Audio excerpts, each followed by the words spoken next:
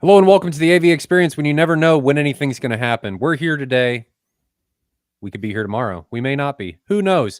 I'm your host, Ryan, and joined as always by Jonathan Von England, who I will continue to say his full name because he never thinks that I'll remember his name. And sometimes I don't, so you never know. The two capital letters confuse me. It is I don't. It's too over the top, and I'm going to say it every time because I want to make fun of myself. And I just noticed the spooky font. Nice job for Halloween prep. The little, hey, look, I've got Halloween stuff that Restream got me, and I'm like, let's put that on there. Nice. Do that next week too. It's exciting. So we watched Sicario. Well, you watched Sicario. I didn't because I had a customer come over. So we'll talk about that. I got some insight. He emailed me. Remember the gentleman last week that was asking us about the PB16 or PB17 that was in his room, and he was talking about wanting smaller subs and multiple subs, and he had wife approval factor and all this 10 or 12s, and from I got some more information from him. He sent me pictures. I won't share the pictures, but we'll talk about that too, and then we'll go on to ask about people's questions and answers. And don't think there's anything else. Oh, there is one more thing that I'll bring up. We'll talk about the M4K and the Griffin. There's an update that's coming, not Vader, something else. So we'll talk about that. Remind me about that. But the first thing we're going to talk about is you're not dead, so that's good. You had a good week. That is the bare minimum for establishing a good week. Didn't die. That's a positive. So do you have a solid week? Work okay? I did. Anything happen in the home theater? Have anybody through? No, nobody through. I watched a couple movies over at Sheldon's this week, Sicario and A Few Good Men, which I hadn't seen either of them, and I liked them both. It was a fun evening. What did I watch? I watched something. No, we talked about it talked about it. I guess I talked about it this week during some of my solo streams. I watched Accountant 2 and I watched Bad Guys 2, and I enjoyed them both. Bad Guys 2 I laughed a lot, and that was good. And my daughter's been watching it a lot. There's a scene. Have you seen Bad Guys? No, it's fun. It's not anything serious. It's animated. I like the animation. It's different. It walks the line between Spider-Man Into the Spider-Verse and animation. So it's kind of got that look, but doesn't in some aspects. So I enjoyed it. It was good. I had fun with it. And then I watched Accountant 2. So that was also good. I got through most of Arcane season 2. I have 2 episodes left to go. The season 2 is maybe not as good as season 1 in my opinion, because there's too many things going on. And I read up on a little bit to try to figure out, like, what are they doing here? So I'll watch it because I didn't not enjoy Arcane. I probably need to watch it again. They're done with it. That was intentionally set up to be a 2-season show. And good. So good. I mean, I've got 2 episodes left, and there's a lot of loose ends. They better tie them up. We'll see. Yeah. I mean, there's a lot of things that are just like the season 1 story was really tight. You knew all the characters, you knew their motivations. Everything was clear. Good character writing, clear motivations. Season 2 is not quite the same. There's a lot of like, why is that? Who's this person? What's he doing? Why are they doing that? Yeah, that's unfortunate. It's like the same group too, so I'm not sure. I mean, I don't hate it. It's still enjoyable. The colors, the audio is fantastic. But as much as I like season 1, I'm not quite getting the same feel for season 2. I watched Flight of the Navigator with my daughter. First time she'd seen that. You never saw that one? No. Really? I'm a failure. It's an old 1980s Disney movie. Yeah, I was going to say Disney. That's a fun one, man. You should watch that with your kids. Flight of the Navigator. Okay, I'll have to watch that. And by kids, it has a Spielberg feel. My son will want nothing to do with that. Oh, he might like it, actually. I can't even get him to watch any movie. So doubtful. He's of that age. Yeah. Wants to be in his room, be by himself, hates his parents. You know, that age. So, yeah, whatever. We both didn't die. Established positive week. That's good. I had a customer over, so I didn't get to watch Sicario. My game plan was to watch it today, and got to take care of the customer. So I had a customer over. He was here for about 3 hours. Had a lot of fun doing that. I had already seen Sicario, so let's jump into Sicario. I had already seen it. Sure. It's been a while. You said something off stream, and I agree with it. It's a war movie that's not a war movie, but it is a heavy war movie. And Yeah. it's one of those that you're not going to watch all the time. I don't think it has necessarily demo worthy content, but it is a very well done movie. Like it's as dark as it needs to be. And for the things that it's trying to portray, dark is needed, in my opinion, for that movie. And it does it very well. I like the storytelling. I like the musical elements. Um, I don't think there's anything I dislike about that movie. I think the pacing was great. It was as long as it needed to be. And the second one, I would argue, is potentially better than the first one. Hmm. So Is it a pickup of the same story, I suppose? I honestly don't remember. I don't remember the second one. I remember the second one less than I remember the first one. So I don't know. I probably need to rewatch both of them. I just remember the first one being very good. So why don't we start with that? How did you feel? Yeah, I mean, so here's the conundrum that I'm in on this one. It's real heavy, like a world movie, like we talked about, but it's not a true story. I feel No. like there's some redeeming value in watching a real heavy movie if it's a true story and you're learning about like real situations. Mhm. Now, I get that it's themed on what like happens and that the cartels and stuff are just straight evil. So I get that. But watching something real heavy that's just fictional, I'm not 100% on board with, but I liked the movie. I'm not saying I didn't like the movie. Like it's good. It's a good piece of cinema. Mhm. I just if I'm gonna feel depressed or down or something, then I kind of want there to be some theme of reality to it. So you don't like just watching a dark movie just to watch a dark movie. Yeah, I mean, it sort of feels a little bit, almost not quite, but almost in the horror genre, because it was such terrible things that happened to those people. Let's call it thriller, Really maybe. dark thriller. Yeah, but I call thrillers almost they're borderline horror. There's not quite to that horror point. Hmm. Uh, that's probably an inaccurate description of what a thriller actually is, but that's what I contemplate them as. So I get what you mean. I fully know It that is that people dark. like that It kind of is stuff that dark. and pursue it, but it's like it almost puts you in kind of a down. It puts me anyway in almost kind of like a downer mood where you're just kind of like, what's wrong with the world? You know? Yeah, I feel that way anyway. I don't need a movie to feel that way. I don't want. I don't want to feel that way. But you enjoyed it. What was your favorite part? Oh, I mean, almost like you could predict it was coming. Do you remember in that movie when they're walking over to the storage shed after finding the people that were walled up inside the house? Like they're Yeah. tortured and they're walled up inside the drywall. Mhm. And then they walk out to the shed and they're just kind of investigating the territory with the whole team. Mhm. And a giant bomb goes off and blows everybody Mm. up. Yep. I I expected something like that to happen. Still scared you, didn't it? And I still It still curled scared up. you. I was like screamed. That's why Jonathan was saying horror because he was like, "Nope." No, I'm over at Sheldon's with his 16 18s and his Oh my gosh. multiple like tactile transducers in the seat, and the whole seat jumps up in the air. It's like I was part of the explosion. I'm imagining. So for anybody that doesn't know, Sheldon was one of the guys, the OG guys here in Kansas City, and he's historically taken tactile to the extreme. He's one of those guys. There's a thread, I don't remember where it is on AVS, and there is like this is not the right word, but it's like a crucifix chair of subwoofication. That's what this chair is like. That's Not what very it's a torture device. torture device when you look at it, and it's designed for low end.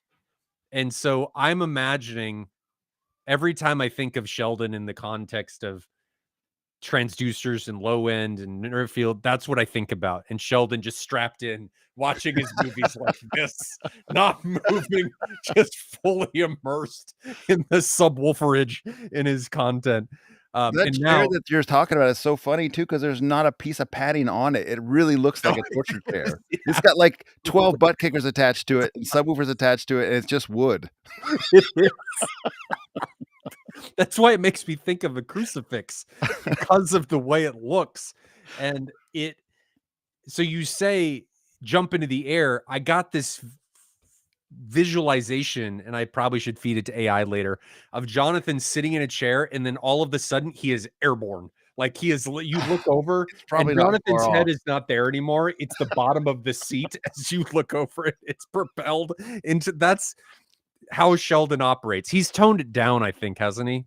Not, Yeah, I mean, well, he's dialed it in real nice. It's still a little hotter bass than I yeah. prefer, but I really appreciate, like, it's dialed in real nice, So I and it's say a lot of he's fun. toned it down, and he went from 8 to 16 18s. Yeah. So he didn't. He just changed gears. It's No, I like mean, he used to have it so loud. He got he did. tinnitus, and that's why he toned it down. But he used to have his bass so loud that you would feel your hair move every time a shot went off, like, from the sub waves. It was pretty fun. I don't know that I ever yeah, I did. Well, I don't have any hair, so I can't really say that I ever experienced that. Everybody's talking about their hair moving, and I'm looking around like, "What? Huh? What are you talking about? My hair You ain't gotta moving." turn it up a little higher to get your whiskers to move, your whiskers to Mhm. flutter. I get my nostrils moving. They move. So maybe it's the hair inside my nostrils. Show I don't your know. nostrils. I don't know. But yeah, that's It's funny. I imagine you that bomb going off and you just going, "Nope." And this is No, Jonathan there with was the no horror mercy. phone. He didn't turn it down or slow down or anything, and I was like, Good. "I knew that was coming, and it still got me." That He was started such a laughing. terrible part of the movie. And by terrible, I mean it was very well done. It was terrible feeling. Yeah. Oh man. That is it that movie where at the end they're going through the trenches? They're going through tunnels at the Yes. end. I'm not sure Okay. about tunnels, but It yeah, was the tunnels under tunnels. from Yeah. Mexico to the And US. that was a great culmination of everything. They're trying to get away and they catch him, I think, if I remember right. And it was a real bloody and nasty fight at the very end. And it was a great climax to everything. I agree with you that Sicario is one of those. It's an excellent piece of cinema.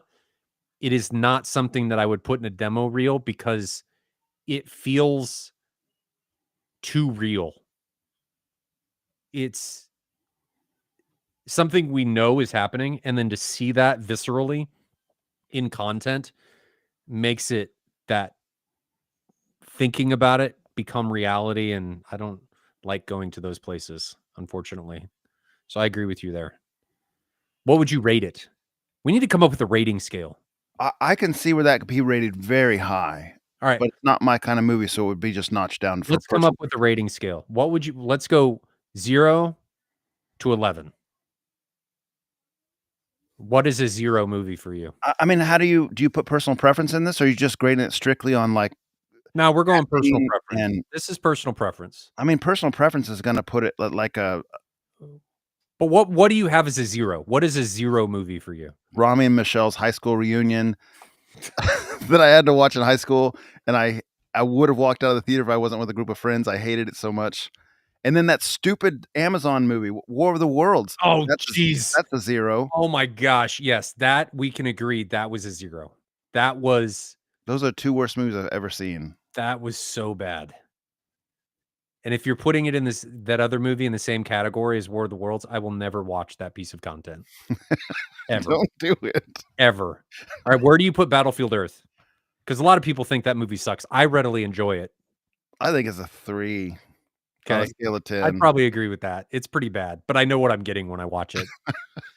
It's so bad, but Like, it's a like, the fun other bad. 2 are so much worse than It's a Battlefield fun Earth. bad. At least they have fun costumes and they know it's bad. They don't think Yeah. it's whatever. Okay. What is an average movie for you? Name one. Give me a Are we doing 7 as, like, an average, or are you doing just, like, 5 as an average? What's your scale? I'm going not good, not bad. So I'd that's not say most average. Let's movies are say just, not like, good, not bad. I mean, a 60 or something. Like, most movies are Okay. probably not worth watching, frankly, and then Yeah, there's a lot of drivel out there. there is. I'm looking at my kaleidoscope to see what would I put as a not good, not bad. All right, a not good, not bad movie for me was Free Guy. I haven't seen that one. Okay, it's Ryan Reynolds plays a character that he's a NPC, but he thinks he's real, and it was I didn't turn it off. So, it was probably a C or a D for me. It You was didn't feel like fun. you wasted your time with it necessarily? It No, just I didn't feel like I wasted my time. I wasn't contemplating turning it off. Mhm. So, it was okay. So, now let's move into, all right, that was good. What do you put as a good movie? I mean, I got them all over my desk here that I think are good. Like, I think Dune's probably a good example. I don't love Dune, but it's a good movie Okay. in the sense that, like, it's got good audio, it's got good video, Mhm. it's well done. I'd give that one a B, like a 80% or something. Okay. I could go with that. Dune is a good movie.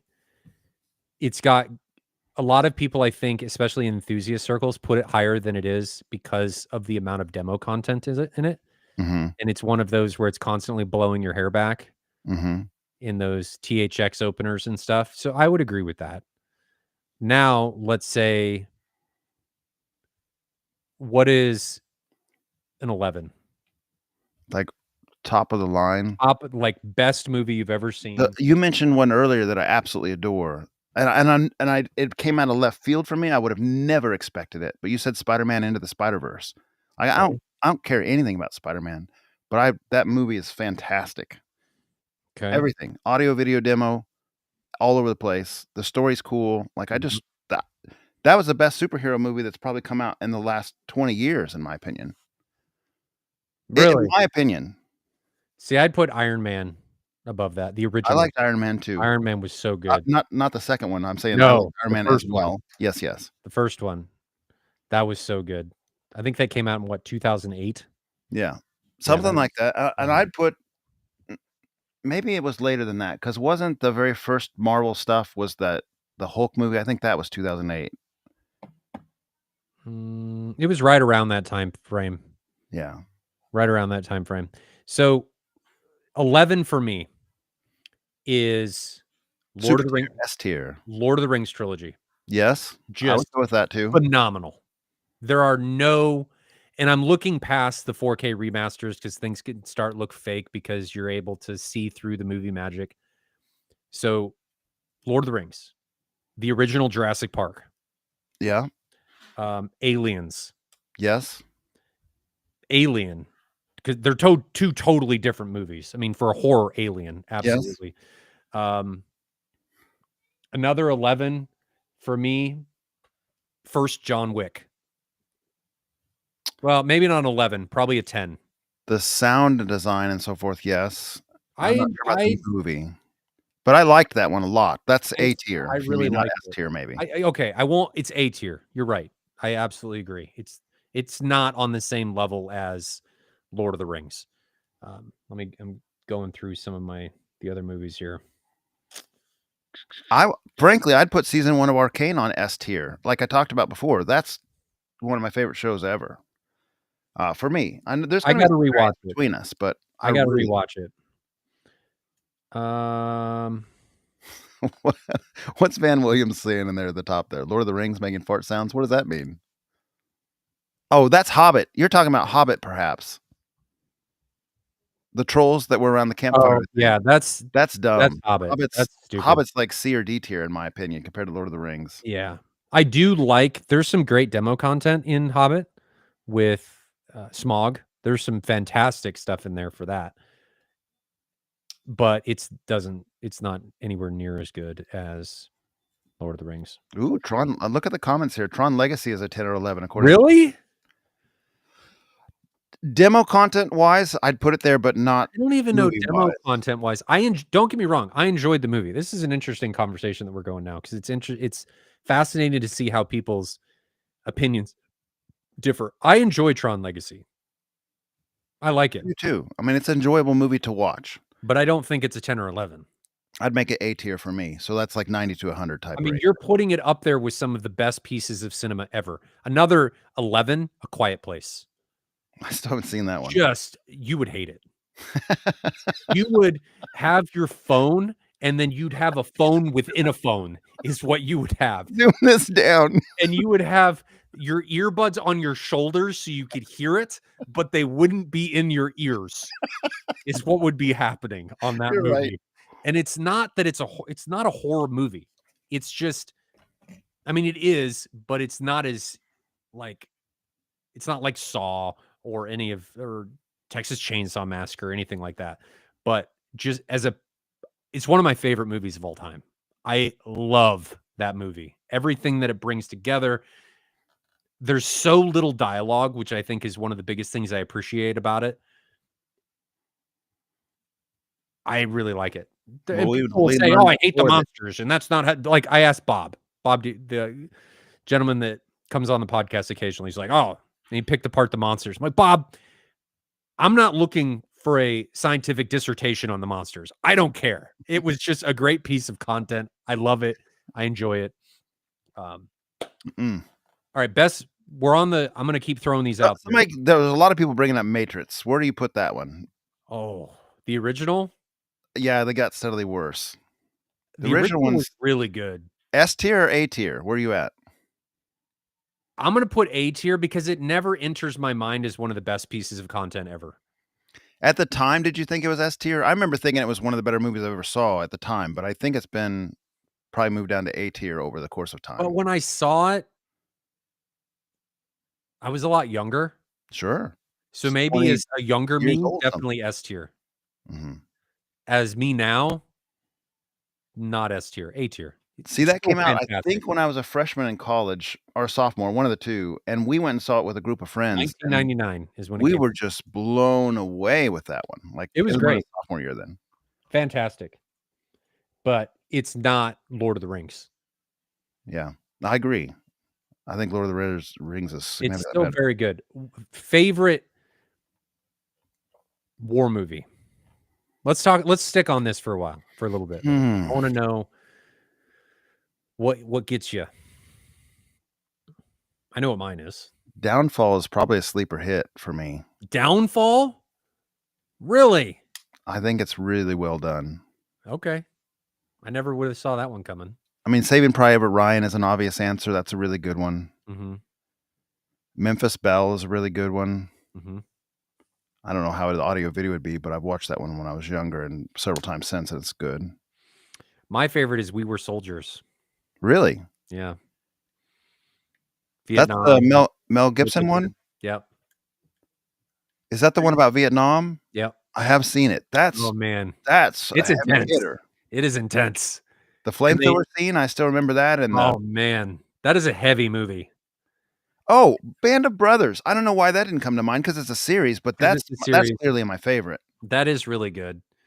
I do like that one. People are saying Hacksaw Ridge, Apocalypse Now. Apocalypse Now, this is probably just my age. It's too old for me. It's a little too old.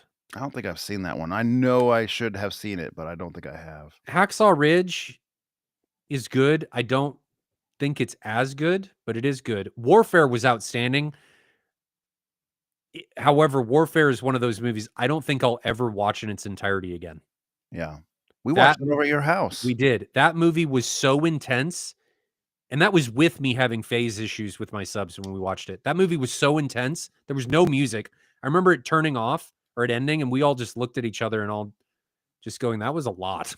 Yeah. That was you get PTSD. That was more anxiety than it was movie, which is a testament to how they did it. It was fantastic. But because of that, I don't think I'd ever put it as one of my favorites. Band of Brothers. Band of Brothers is really good. That's my absolute favorite. No chance. It has a lot of rewatchability. I do like me some Band of Brothers. Avatar, no. Avatar gets worse when you watch it again, I think. But Avatar on a technical level is very good for what they were able to do at that point in time. Did you watch it in 3D at the theater at the time? Yes. That was really remarkable. It was amazing. I went with a bunch of family and we all just thought, wow, it's amazing cool. Even in 2D, putting it in context of when it came out, what they were able to do. Fantastic. The visuals in Avatar 2 are amazing. Amazing. The visual demo quality is astounding. Story-wise, though, I think it's made for the younger audience. My daughter loves it. I don't. I loved it when I was younger. I don't now. I mean, Where do it's you put fine. that one? Are you thinking it's a C or a B or a D, or where's I think Avatar it's a for you? C. I think they're fine. They're fun. I don't think they're great works of cinema. They're visually phenomenal. But I don't it's a C. It's average. Saving Ryan's Privates. Sometimes they need saving.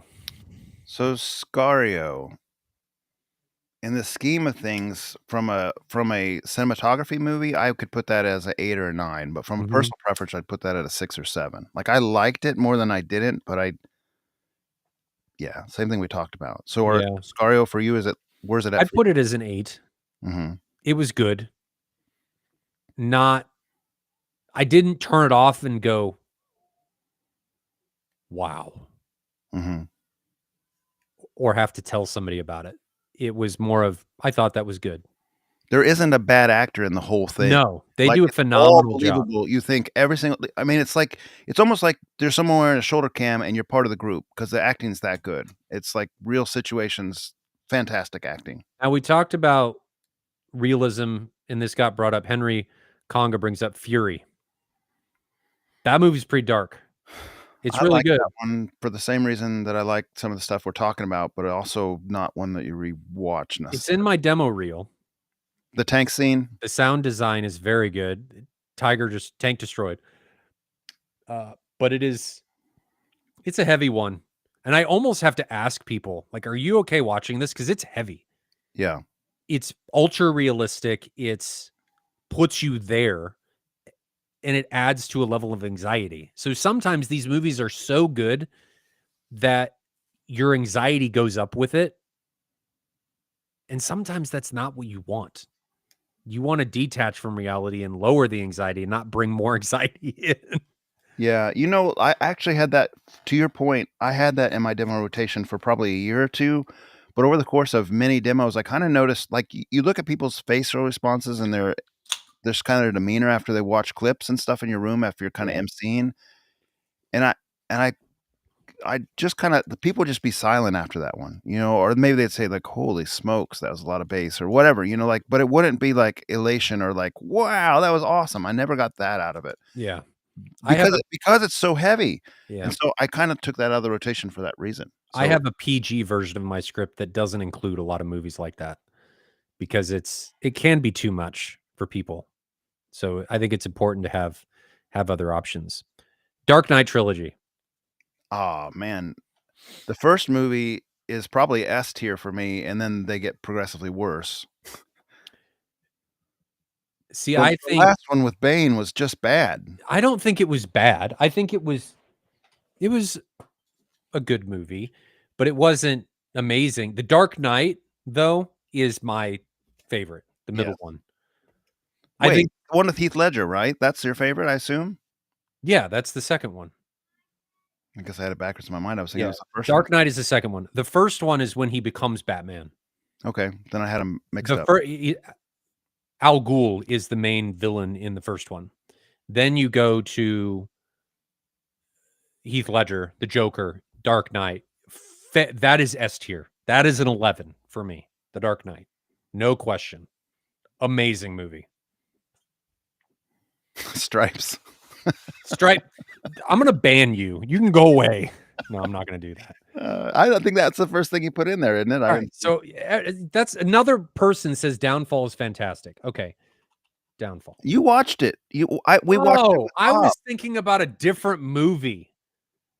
I was thinking about one like White House Down or something, and I'm thinking, Jonathan, No, what are you those doing? are bad. What are you doing? Downfall, phenomenally well done. It's not S tier for me, but it's a good movie. I put it as a B. Some of the comments that Jonathan made about this movie out of were really Like, I adore this scene. I'm like, Jonathan, this is Nazis doing I stuff. mean, the acting in it is so good, the sound in it's so good, the stories in it's so good. It's puts a perspective you've never thought of before. Yes. You see how bunker life was there at the tail end of the war for Hitler Yeah. and his troops or his generals. It's intense. I mean, it's Yeah. just well done. It is. It's very well done, and it is a very different perspective. That's for sure. That is absolutely for sure. The girl with the dragon tattoo, that That was was hard. good. That was good. Um, I am marking these comments, so if anybody has questions, we are marking them, and we will come back to them. There's been a lot of talk about Shelby Oaks. This is What is from that? Tim. It's a kind of a indie filmmaker that's got a release into the theater, like something that's low budget. It's a horror movie. It's not my thing, but um, I know that I've been seeing. I mean, maybe just because I've searched for a trailer on it. There's all these people reviewing it on YouTube. It seems like it's getting some traction. I haven't. Is it still in theaters? Yeah. I mean, I think it just released in theaters. Oh. It's probably limited release because it's not a Hollywood thing. It's like a low budget thing. Back to Downfall though. I wouldn't say that that's a movie that I enjoyed. It's It's not as violent as something like Scario, though it has its moments, but like it's the not grenade about the in the kitchen violence. with his family. One of those When guys. they're killing the kids and stuff. That Intense. was I didn't enjoy that movie. I think it's a great piece of cinema. I did not enjoy that movie. I did not feel better after that movie turned off. No, I mean, I think that's totally valid. But So again, like, to me, if it's a real piece of history and I mean, they tried their best to document what really happened in that one. You can read up on it. They, like, went to historians and they tried to do it as best they could. mhm. They looked at letters from that secretary who survived the war and wrote up her experiences, and they used that as some of their material. Um, again, when something has, like, legitimate basis in history and it's really a downer, like, I give it more leverage than if it's just kind of a made up fictional piece. Yeah. It's fair. I'm looking up. Keep going. I'm looking up something while we're doing this. Andrew says, "What about RoboCop?" Basically, I mean, there's more to it there than that. But RoboCop, did you ever get into that one? I don't know. Hell yeah, I've watched RoboCop. But did you love it? I mean, I've watched it, but did you love it? I mean, look, when I was younger, I loved it. Would I when I watch it now? No, I think it's dumb, but it's fun. He says his introduction to brutal death. That was a brutal death. I mean, yes. Mm, A little bit maybe cheesy in the modern realm, but still brutal. The robot that was in the boardroom. I'm scrolling down through the comments, guys. I wasn't really looking at the comments too much, but I'm trying to read them now. Lord of the Rings trilogy, Raider of the Lost Ark, Ryan says. Well, we didn't talk about Raiders of the Lost Ark, but that's fantastic too. You don't think so? that is fantastic. Until the 5th one, the Crystal Skull one was trash. Yeah, they all went kind of downhill. Last Crusade was the 4th one. It was one of the better ones, I think. Did you like Last Crusade with Sean Connery as the father? Yeah. I think they're And good the tank movies. at the end, that was awesome scene. I think they're good movies. They never enter the equation as Top. top. They're good movies. Never enter the equation for top for me. Can you believe, unless I missed it, nobody's mentioned Star Wars, No. the originals. Okay, Star Wars for when they came out. Looking back, I don't. They're too cheesy for me. Rogue One is my favorite Star Wars movie. I still remember in the theaters seeing Vader come on at the very end. Oh man, what an awesome scene that was. You know the scene I'm talking Yeah, about, right? where he's just slicing everybody up that's in the corridor, lock the doors. Fully dark, no music, and all you see is you hear the breath, and then the red lightsaber turns on and illuminates Vader. And I just thought, this is how Vader needs to be. Like, this is amazing. Vader in his prime instead of, yeah. Well, and then you see they really need to make a Vader movie that showcases why everybody feared Vader. Mhm. I feel like how Vader has been portrayed in all of the series and all of the stuff afterward, he kind of is a pansy. I mean, look at the Obi-Wan stuff. That whole fight during that the head-ons with Obi-Wan, it just anticlimactic. He's supposed to be this awesome, amazing thing, and it just turns into this. And Obi-Wan should be this awesome, amazing thing, and neither of them. It's just bleh.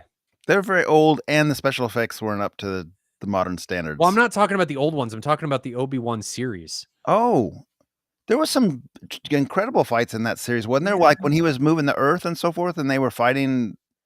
Maybe I don't remember the exact, but towards the latter part of the season, I just felt like he was always not as ridiculous as he was always portrayed to be by everybody in the. not as overpowered or something. You're saying? Yeah, I want to see him just doing what everybody feared him for. Why did everybody feel Vader? Show me. And then I think that would be awesome.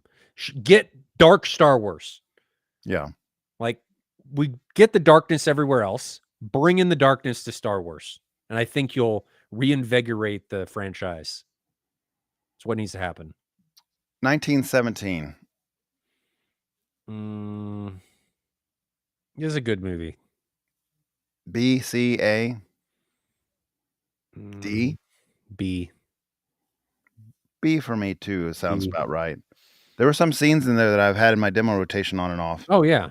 Phenomenal scenes. Like the waking up in Eucharist when he's at the bottom of the stairs. Mm-hmm. That's fantastic. Well, I like the one where they blow the bomb up in the German trenches. That comes out of nowhere, and the sand blinds him, and he has to jump over the thing and all that. Rats, yeah. And then the very end when he's running through the white soil, whatever that soil is, you know, and the bombs are exploding everywhere. Those are cool scenes. Okay. Well, we can get off the movie subject. I don't remember what else we were going to talk about. I said remind me of something. I think we both forgot. Chat seems to have enjoyed the... Yeah, there's a lot of participation here. What do you guys think of Allied with Brad Pitt? I can't say I remember the movie. I know I've seen it, but I don't remember it. All right. There's another one there. Braveheart. Yeah. There's a lot of people that like that as their favorite, I think. At least I've heard it over the years. It's not one of my favorites. I'd give it a B plus A minus tier for me. Yeah, that's probably where I'd be too. What about this one? Star Trek First Contact. Is that the first of the series from the new ones? No. This is Jean-Luc Picard. Oh. This is the one where they meet the Borg. Yeah, I've seen that, but it's been a lot of years ago. I'm not qualified. I liked that movie. I like Jean-Luc Picard. Star Trek Generations, Next Generation. Yeah. I liked all that. I did too. But now I haven't seen that movie in a long time, so it may be nostalgia kicking in here where it may be a lot worse than I remember. I would give that one a B because I think even at the time I was thinking it's not as good as some of those TV series shows. That's fair. This person says, Drew says he saw Tron Ares at the Dolby Cinema. They had the transducers too hot. Didn't feel like bass, and it was distracting. That's not good to hear, Drew. Yeah, the transducers have to be dialed in or they are distracting. That's exactly right. And I think it would be hard in a big cinema to do that for every row. They'd have to be time aligned for each row. Transducers? Doing that. Yeah. To make it feel right. They should. They're offering a commercial experience. They really should do that, but how many do, if any? Mm-hmm. I don't know. There's a big cult following on this one, Ghost in the Shell. Did you like that one? I haven't seen it. I watched it in the last couple of years because I heard so many people talking about it. I liked it. It Is wouldn't be a new movie, like B tier, A tier. Is this the new movie or the anime? It's the original one, like from quite a few years ago, like the one that the new movie's built on. All right. When did it come out? 1995. Yeah, I was thinking the 90s, but I don't know the year. All right. So that's worth watching.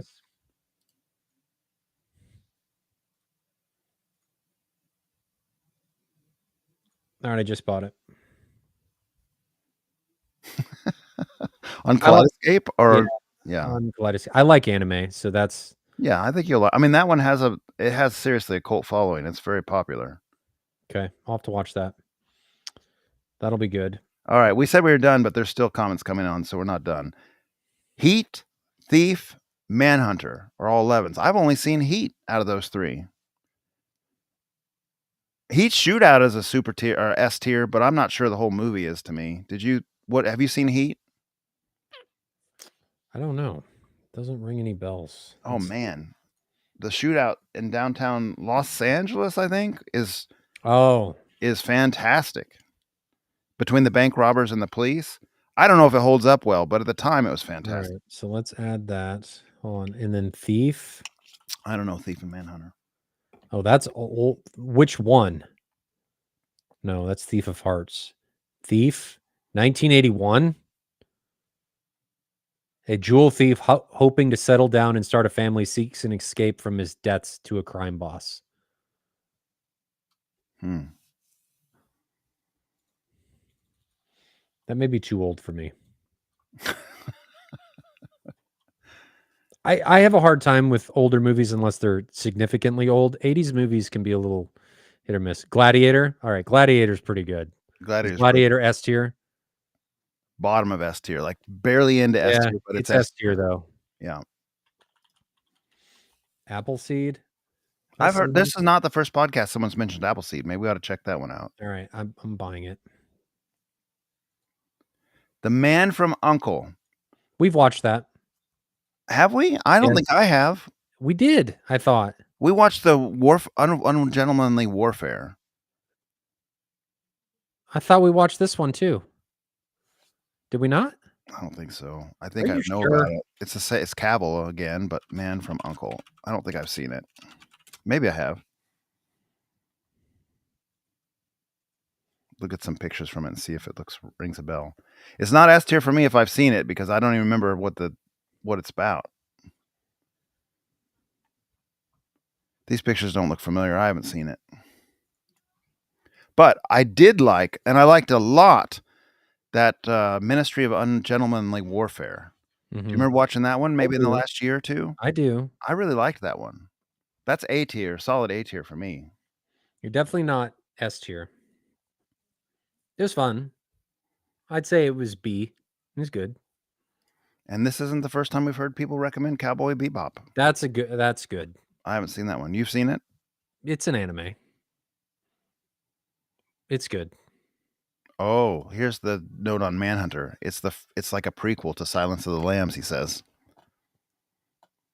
Oh, it's right up your alley. Pass. Tim, what are you saying you'd watch with me? Let's do it. All right, here's one. Spillage Village says Terminator. I'm a Terminator 2 guy over the original Terminator. Terminator 2. Terminator 2 is S tier or A tier? I think I could go S tier on that one. Bottom of S tier type thing. Yeah. Like really, really it's good. So iconic. It's pretty good. Interstellar and Inception. And then we got to stop. We got to move on. People are engaged. I like this too. It's fine. Evil Dead Rise. I haven't seen that one. You haven't seen? What about Evil Dead? No, I mean by the title, I'd be like, nah, pass. No, pass. Not watching that. What about you? Do you like that one? They're fun. I don't think they're S tier by any means, but they're good at what they do. For sure. Terminator 2 is the best one. Chad. Yeah, I agree. Superfly. If you disagree with that, you're wrong, and you need to accept it. You didn't think Terminator Genesis was the best one? I mean, if there was the bus flip, man, come on. It's so bad. It's so bad. It's just I had that in my demo rotation for like 2 times. The bus flip for 2 times, like 2 times out of like 500 times. It is the best one when he's sinking. Yeah, it's great. The explosion at the end of Genesis is actually pretty good. When the city explodes. There's no making up for it. Nah, it's not that great. It's bad. That's It's very bad. that's a C for me, probably. Oh, it's a D for D. me. Yeah, not good. Uh-oh.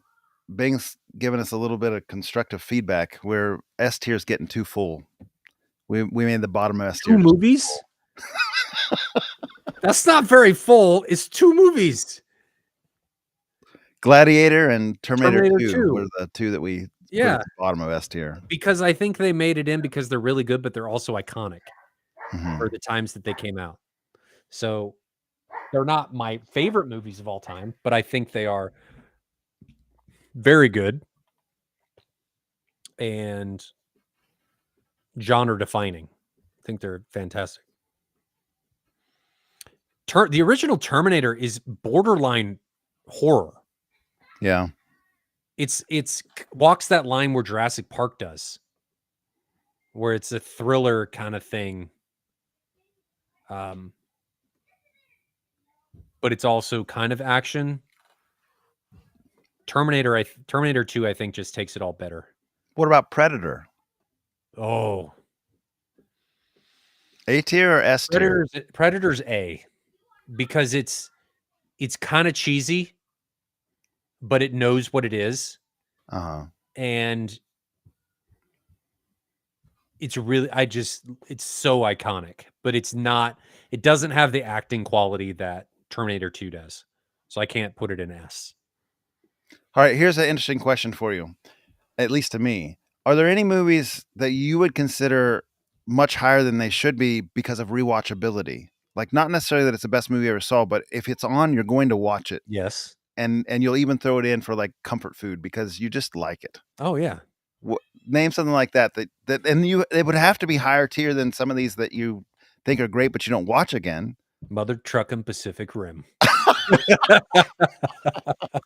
I should have known. It's one of those movies that if I watched cable and I saw that on, I would stop.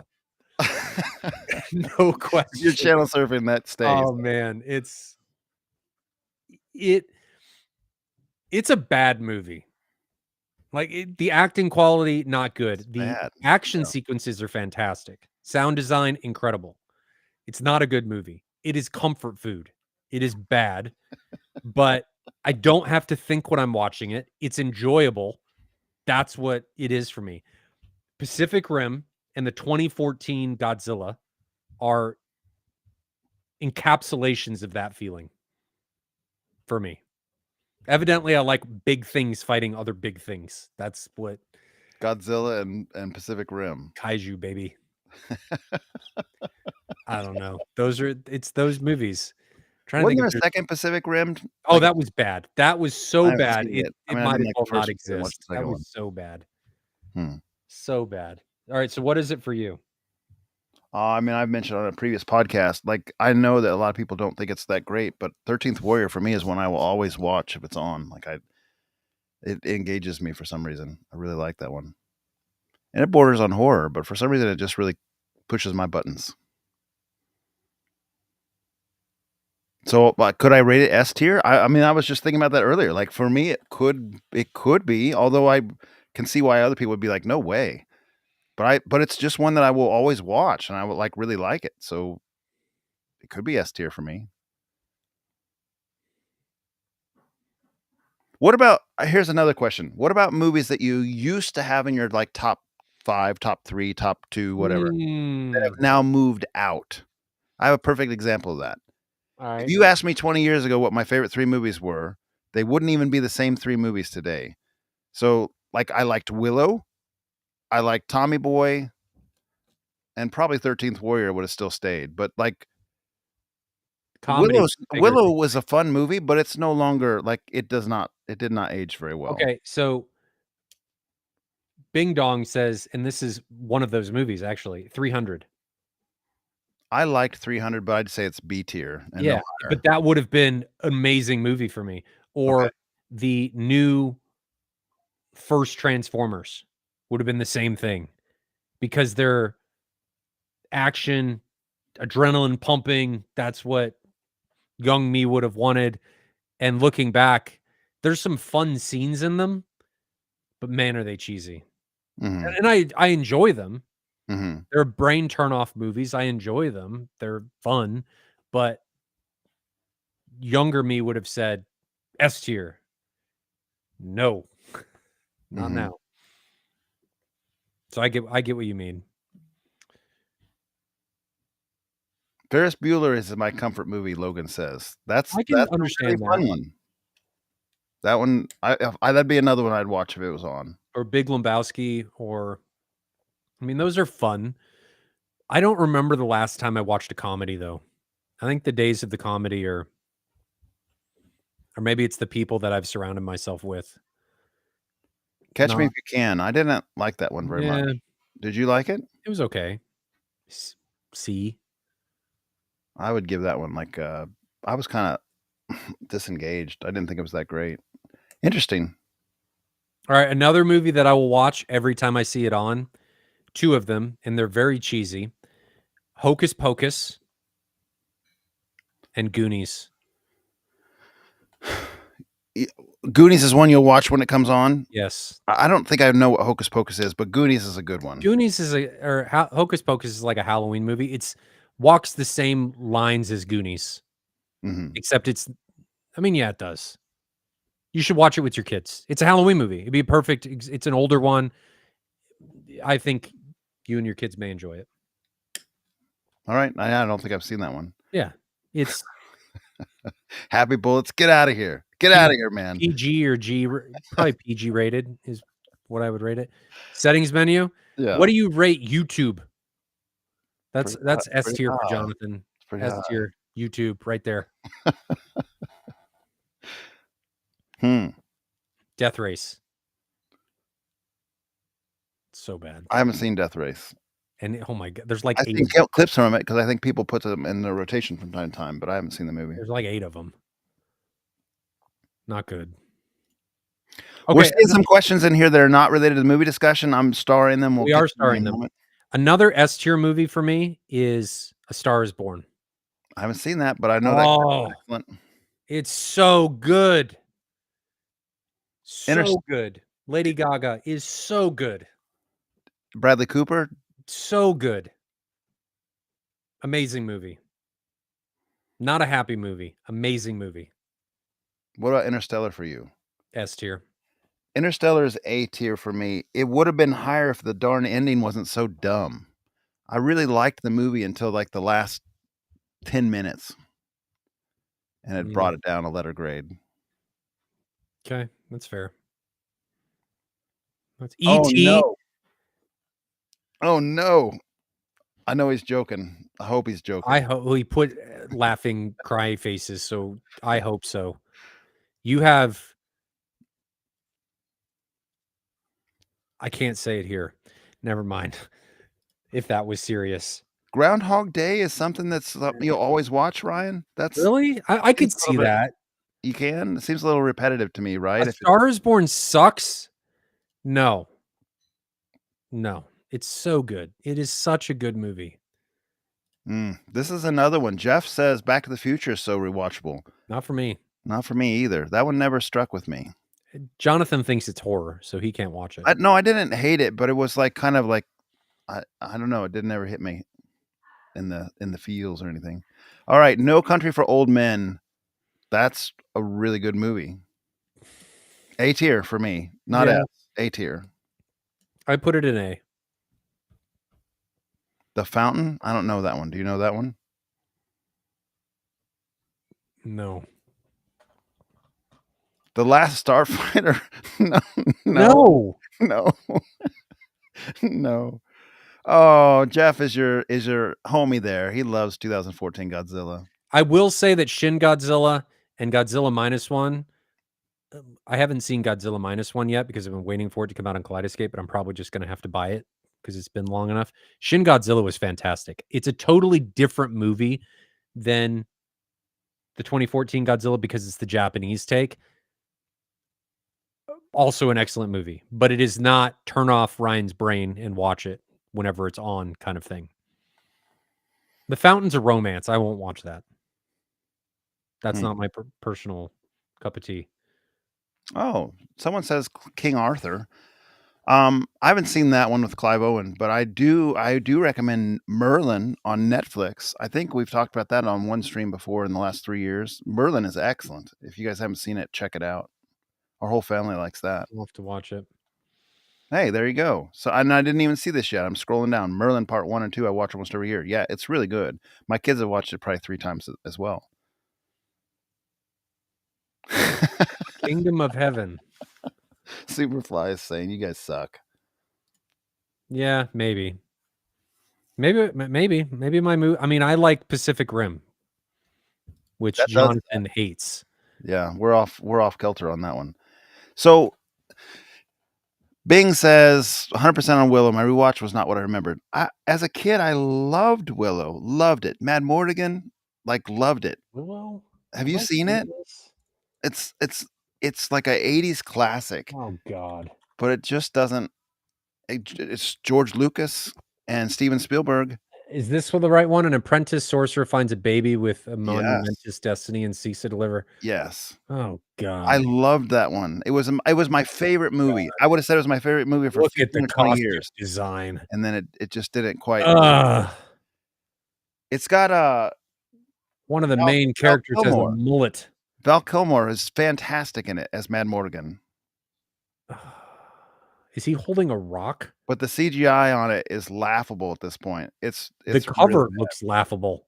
It's really bad. Oh man. All right, we got to get off this. We've been talking about movies for too long.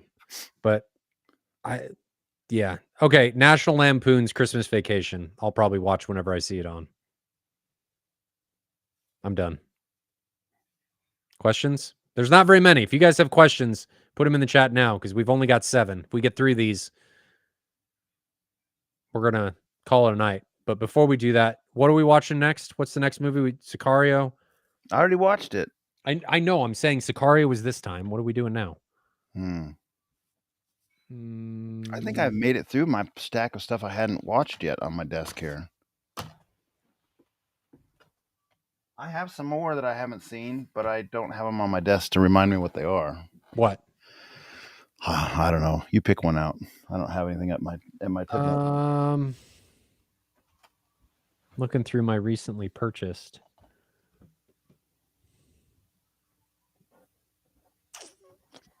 Nick says everything with Val Kilmer is great. Val Kilmer is fantastic. Rip Val Kilmer. Brian Feller says, greetings, Jonathan. Willow was one of my favorites. Tried to watch the remake with the kids, and we didn't even make it through episode 1. But that's on Disney Plus, right? And they took that down. It was so bad. I think that was just like It was that bad that Disney took it down? That's what I recall reading. Oh, I didn't watch it because I heard bad things about it. Oh, dear. While you're thinking about the next movie, I'm still stuck here. Princess Bride and Monty Python. Yes. Yes. Both fantastic. Princess Bride is S tier for me too. Like it is. It just is. It is. Monty Python and Holy Grail, maybe not S tier. A tier. Really enjoyable. All right, I got one. This is totally different than anything we watched. It's one that I've been wanting to watch. It's done by Clint Eastwood, Juror Number 2. I never saw it. I haven't seen it either. It came out last year. It's a suspense drama. Okay. So it's different than the other stuff that we've watched. So I think let's try that one. So for you guys saying there's no comedy anymore, I think you still have to kind of go to like streaming to get the comedies. There's not that many movies that are comedies that I hear about anymore, but streaming still has them. Like, for instance, if you haven't watched, what's it called? Jury on Amazon. That's so funny. You'll be laughing out loud the whole time you're watching it. Let me make sure I'm giving you the right name. It's been a year or so since I watched it. Jury Duty is what it's called. Have you watched that one, Ryan? No. Jury Duty? No. It's on Amazon streaming. The premise is they made an entirely fake court case, an entirely fake jury selection process, an entirely fake everything. Like it's all actors. But they have one guy who thinks it's real. Oh, I've seen. So funny. That's come through on Mad VR when I've remoted into somebody's systems to fix some stuff, and they have that on. It's so I'll have to watch that. It's the funniest thing I've probably watched in many, many years. Chat is saying we need to watch something for Halloween related for the next movie. Oh, that makes sense. So that's kind of important. Did we ever watch Prey? No, but is that Halloween? I mean, it's Predator. It's kind of a scary demon thing. We could watch that. It's good. I don't really remember it, and I don't think you've ever seen it. I haven't seen it. All right, I don't mind watching it. Let's do Prey. Okay. Do I have Prey? Am I going to buy another movie? I bought like 4. Whatever. I'll watch them.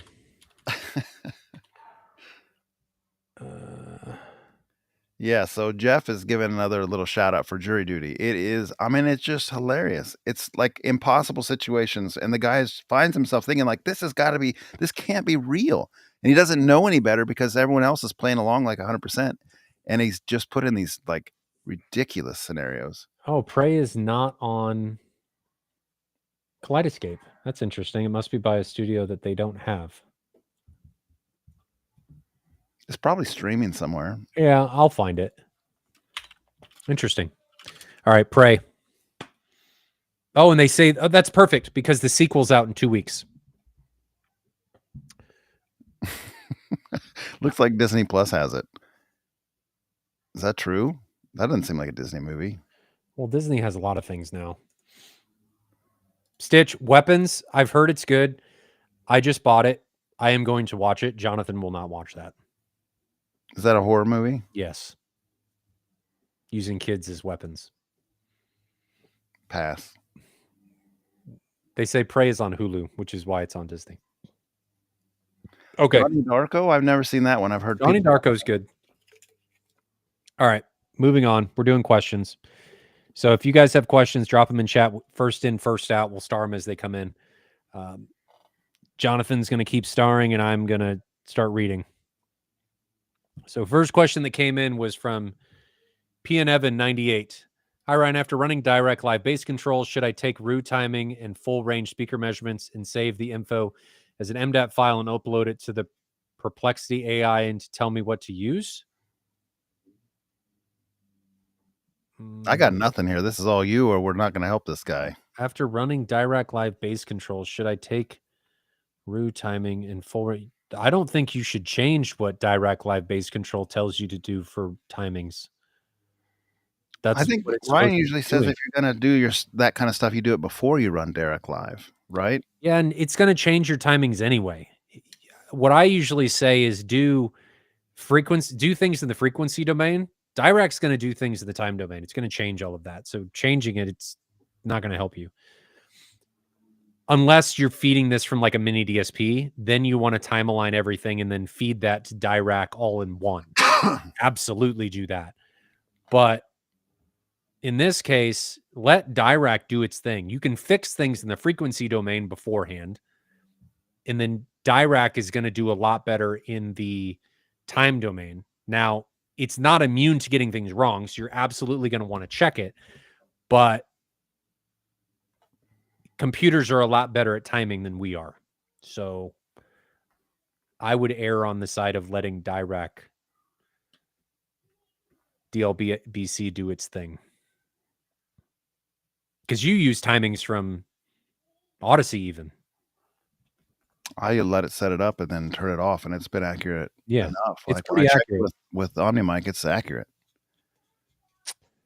So that's what I would do. Pinevan98. Well, if you have a follow-up, we'll get it. MWII5NB. MW, is this an MW? Like the same MW? You're just got a different username? Christie CP4535 versus Griffin. Which one? CP looks like it has 20% more native contrast. So on all of these projectors with Barco and with Christie, normally the cinema versions, like the ones that are used in commercial cinema, actually have lower native contrast because they use different lenses. They use the non-native high contrast lens, and then the contrast spec that they give you on the residential version is using the ultra high contrast lens, which also means you're going to lose about 30% of your brightness, 20 to 30%. The Griffin, notice how they said up to. I don't think they're any different. My Griffin, when we just measured it with a normal ultra high contrast lens, got 5,700 to 1 at 300 nits. So pretty good. I don't think the CP40 435 is going to be any different. I think they're just saying up to because you can get over 5,000 would be my guess. That I don't have that in front of me. I can ask, or I'm going to do it now. So, Jonathan, if you want to take the next one, I'm going to send a message to Christy and ask him. Sure, I'll go into pinned here. Your thoughts on the new Black Diamond Fusion screen? Just a gimmick, or is it innovative? I don't know anything about it. I've never even seen a black screen. Have you seen one? I've seen him at Cedia. Not one single person, and I've been to probably over 100 rooms. Truly, I'm not exaggerating. Probably been over 100 rooms from enthusiasts on AVS Forum through multiple crawls over the last 15 years. I've never seen a single person with a Black Diamond screen. So, and I don't go to all the trade shows that Ryan does, so I just haven't seen it. Now, I watched some YouTube videos on it, and I always kind of like, frankly, I mean, it's hard to tell from a YouTube video, so who knows? But I've seen those videos where they're like, look how good this looks in full daylight, you know, like the window's open, and they're saying like, this looks fantastic. I'm thinking that looks like trash. Why is that even used? Just use a TV. But I haven't seen it in real life to really put an edge on that comment. Ryan, you want to opine on that or just let it go? If we haven't seen it, we haven't seen it. Hold on. All right. I got that text sent to Christy. So I'll know if Josh gets back to me quickly, I'll know. On this comment, they have a place. I know Taylor Swift uses them, black screens, but they're used for a reason. I don't think they have a place in residential, but it'd be interesting to try one. Be interesting to try a really low negative gain black screen with something like the Griffin. Would you have a vendor contact that could send you one for a trial, or could we see one at M-Wave? That'd be curious. Yeah, I might. I have to see one on M-Wave to see how it looks and compare. I have a European contact that I think has a black screen. It could be like where you have a white screen and a black screen side by side, turn the lights on, turn the lights off. You're making me send messages. God, I like that idea. let me send one. Then I can selfishly. What is happening to my camera? Why did I get all weird? It like, what happened? Hold on. Overheating, stretching you out. Maybe. Okay. How well does remote calibration work, especially with multiple subs and multiple 2x4 HDs? Is it worth it? You guys are getting me stretched out now. I don't know what's going on. We have a super chat. We'll hit that next. Thanks for the super chat, by the way. But how well does remote calibration work? Here's the deal, man. In my opinion, there's like here's the journey. This is the way this unfolds for me. This is my opinion. Ryan may not even share it. My opinion. You start out, you don't know very much about calibration. You're just using auto EQ. Then you buy like a mini DSP or some sort of PEQ functionality, a Behringer DSP type functionality, and your very first like few months with that, you spend a lot of time getting really sharp filters to get that line perfectly smooth. And it looks like you just won the world over. And you go on the forums and you say, look how smooth my subwoofer response is. I can do this for somebody else. I mean, I've done this myself. I have too. Where you're like, look, I can do this for you. We wrote in, you dial it in, you make that thing perfect, and it's perfect for that single seat. And then not even that single seat, that specific mic location. Yeah. That like size of a pinhead point. And you move the mic 6 inches this way or 6 inches this 2 way, inches. and it's like jacked up. Yep. So like all that preface this, and then you kind of unwind from that and you say, all right, I realize that causes issues on the outside seats for sure. I'm going to use more of a generic EQ. Like we'll use shelf filters to kind of lift it universally in the room, or we'll use like cues that are wider so they don't affect really narrow frequency ranges, cues that are wider that kind of bring up room problems and so forth if you can, or you'll move the subs. It depends on who you're talking to. So I see these kind of guys on Facebook, and they mean well. I mean, they might not even be charging. They might be just doing it for free. Like, this was what I did. I can do it for you. You don't want that. If that's what they're giving you, you don't want that.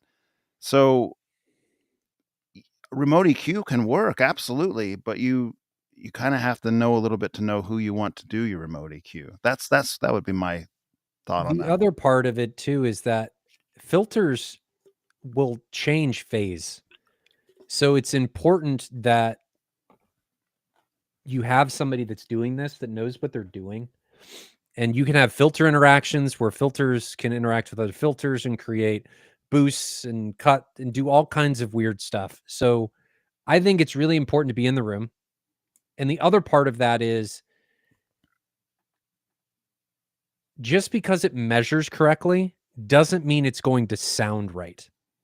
We did a lot of this when we were calibrating the Mad VR Experience Center, when we were doing some other calibrations that I've done and had Matt come out or Adam, and you'll get something that measures flat and you'll listen to it and go, something sounds off.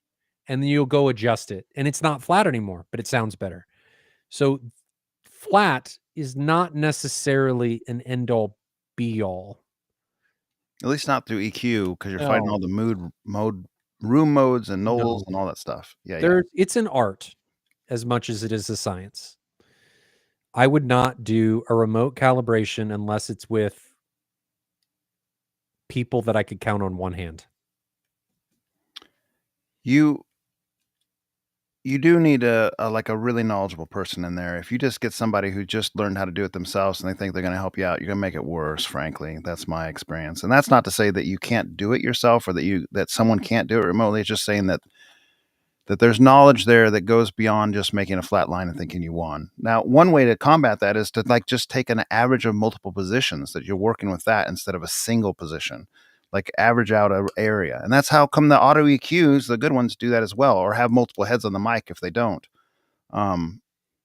It's because that one mic spot is not indicative to what's all the way around it. I have a video on YouTube showing that, where I take the mic and I get a real nice flat frequency response, and then I move it over 6 inches, and I can link it for you guys, but you can find it on my channel. And I move it over 6, and it's like up and down huge amounts because of room interactions. You don't want to EQ for room interactions for a single spot, because it's just to the detriment of everything else. And we've talked about that a lot on this show.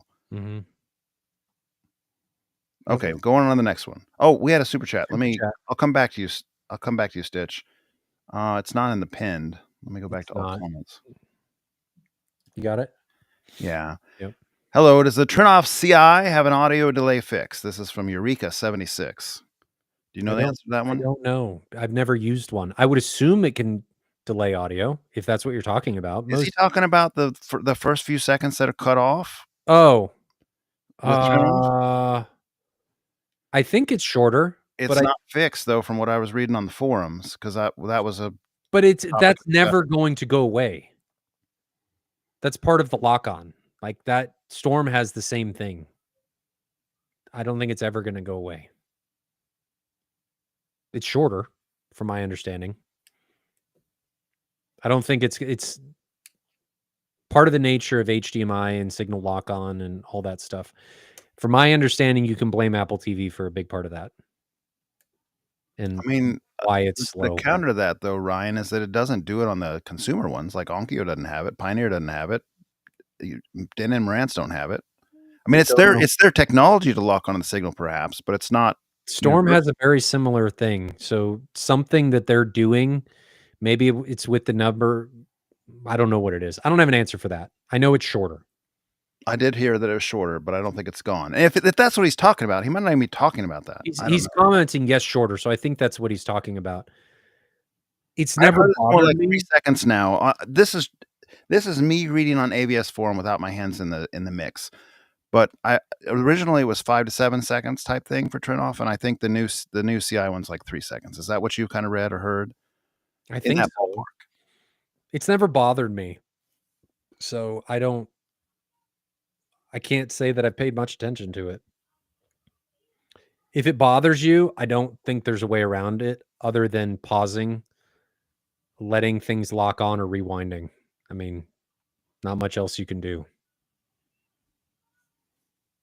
Okay. Sorry, I know that's not a great answer. Tim says, thanks for the super chat, by the way. Tim says, let's hear your thoughts on Buckeye Purify amps. I've already shared my thoughts with Tim in text message because he's one of my buddies. But you tell him what your thoughts are. I won't even Tim, interfere. you already bought the amps. What you're trying to do. I wouldn't have told you this when you were asking me. They're good amps. Purify are fantastic modules. I told him the same. Buckeye price for performance for what you get, it is next to impossible to beat. And here's why he needs those. Actually, I guess. I mean, I'd JTR, noise need is a strong word, but he's got those JTR 101 dB sensitive speakers, and he was getting noise out of a Crown amp, like a Crown Pro amp. Yeah. And so he wanted to not have noise coming out of his hiss, like out of his speakers. So he needs a cleaner amp. Yep. And you made a good choice. The Purifies are phenomenal. They're some of the best amp modules on the market. They're rated very well on ASR. I use them. I used them on the Martin Logans. The 15As were driven by the Purifies, and they are fantastic. You have nothing to worry about. They're great. For a moment, I forgot that he bought them from you. So I was thinking, well, I've already talked to him about it. And then you sold them. Tim! You already bought them. He's looking for affirmation on his They're great purchase decision. But you've already asked us. So we're going to reaffirm the affirmed? What are we doing? There was a smiley face there. I'll give him a little benefit of the doubt. Nick says, have you guys talked about the new Dayton Audio subs? 18-inch sub is about $50 more than UM series and supposedly a little better. Model is SS18. I know it's out there. We saw it on podcasts. I have not taken the time to go look on AVS forum and measures better and look it up. It's okay. The frequency domain isn't better, but the sub design is better, and all of its specs that they're specifying, if true, and I have no reason to think that Parts Express is misleading. I think they're pretty accurate. It's a better sub. They usually actually underreport their specs. I think it's a better sub. The motor structure and the motor design and how they've done that, it's a better sub. I've not used it. I've not heard it. This is going specifically on specs from the website. So don't take this as gospel. This is just, hey, they wrote this. And based on what somebody wrote, it's better. Man, I wish database was still around. Josh Rickey needs to have a financier from like some wealthy donor who would just keep that place going. Would he still do it?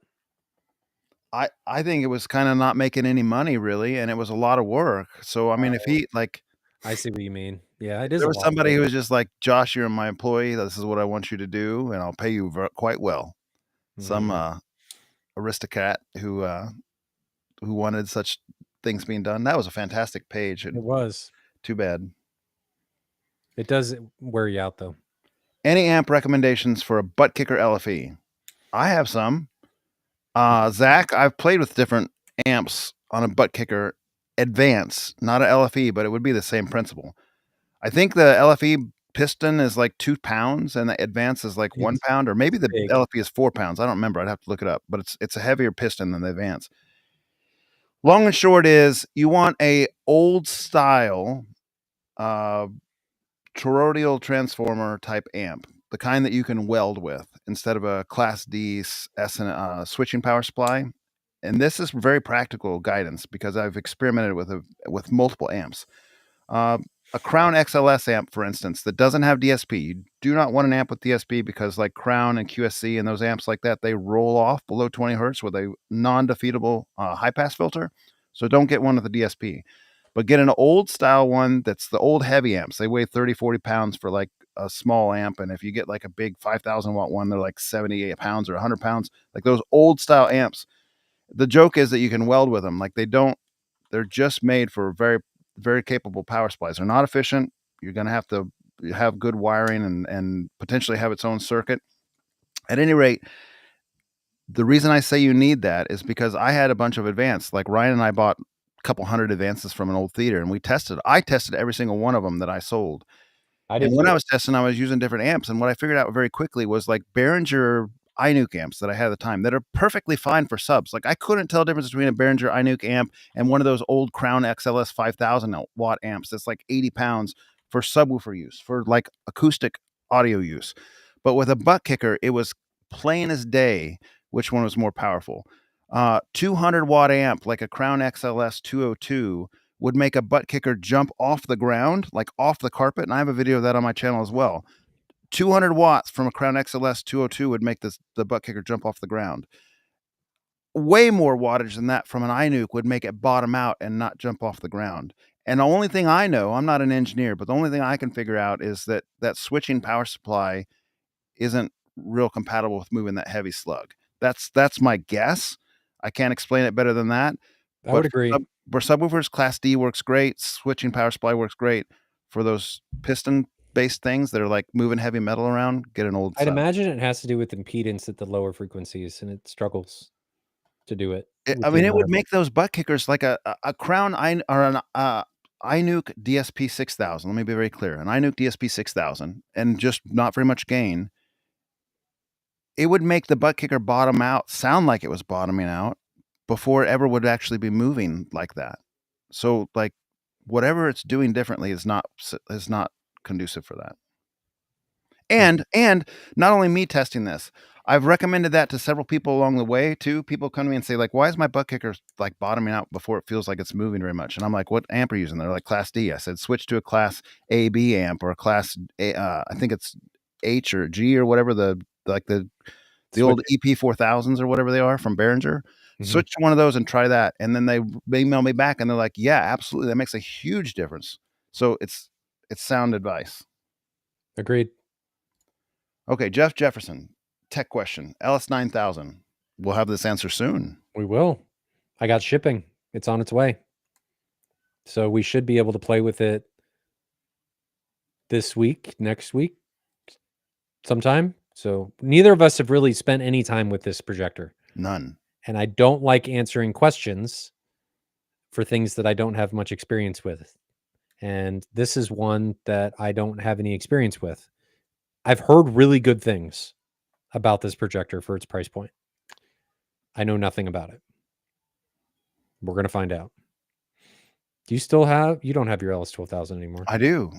Jeez, you're going to have like your own projector repository. Hello, welcome to Jonathan's History on Projection. I'm going to go over to your house and you're going to have an old RGB projector and everything just year after year after year. I could bring the LS12000 over, but instead of being this, it's going to be for what projector is best in any given situation. There's Jonathan acting like an air traffic controller on an aircraft carrier. That's funny. Trying to block the projectors for the best scene. Yeah, I think the LS12000 would be good to be able to see that. Yeah. I mean, that's the direct competitor. I mean, the $2,000 difference is a 4,000 versus 6,000. The easier thing would probably be to bring it to your place and put it up against the NZ500, the LS12000. That'd probably make more sense. Yeah. I'm gonna go call my dog down in a minute if she doesn't stop. Also, is the Polk Signature Elite ES12 good? Pull it up. I don't know. What is this? I don't know much about Polk. Polk is not traditionally reference capable. That much I do know from being in a lot of different rooms. Traditional. It is definitely not, and this is a 12-inch sub. Oh, well, even more so then. I was thinking it was probably a tower or something, but okay.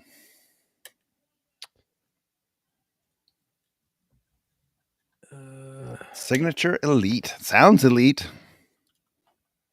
I guess I could not be lazy. Green-colored driver. Signature Elite 12. Interesting. You know, Polk used to have like their models that had the big beefy surround. This doesn't have that. It's cool that it feels like they're being more honest now with their specs. This says -3 dB at 22 hertz. For a 12-inch sub, that sounds about right. 12-inch ported. I mean, we don't know what SPL, that is. It's minus 10 at 18. Yeah, but I'm saying that's where it's rolling off. So it's probably port tuned to around 24, 25 based on what we're reading. Yeah. But that feels honest. They don't tell you the SPL.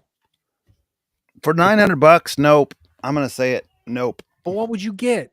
Man, I'd get an HSU. They're only like 1,100 and it's going to be way more capable. Yeah, that's fair. Way more capable.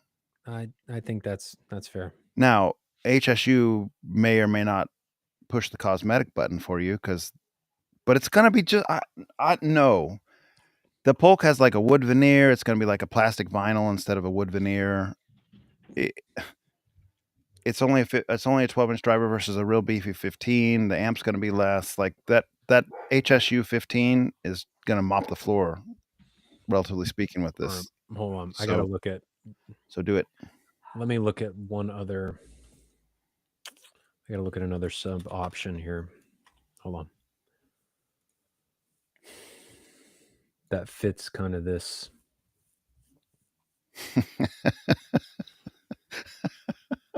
So these comments are making me laugh. Superfly. Yeah. Dented. Oh man, we had this comment last week, and we didn't have an answer for you then. Well, we kind of did. We were saying on wall was probably easier to find than in wall, perhaps. Yeah, but for 1K, I think you could do it, but on wall, like HSU coax 8s will do it, and they're on wall. They're not a huge speaker. But if you want in wall, I don't. Wait a minute, I have problems reading these things. This says on wall. It says on wall. Yeah, I did the same thing last week. A shoe, maybe. Yeah, the coax 8 will do it. Generally speaking, an 8-inch speaker will do it. For coax, for high efficiency drivers, which is what that is. A single 8 is kind of where you need to get there. And there's been tests on this on AVS forum and so forth. There's actually a thread. Let me find it and I'll link it. AVS forum, for this specific question of reference speakers. Yeah, here we go. Let me find that. That's not the right one. There's not very many in this price range though.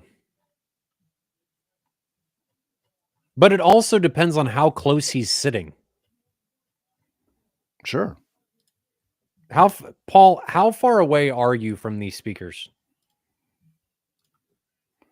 If you're really close, there's a lot more speakers that can do it. Why can't I chat? I don't have because I'm in pinned. What chat. What a boob. It's my first day, man. Private chat. No, I can't chat. What? At the bottom, there's no option for me to chat. I thought it was because I was unpinned, but it's not. Can you chat at the bottom of your thing? Type a message. Yeah.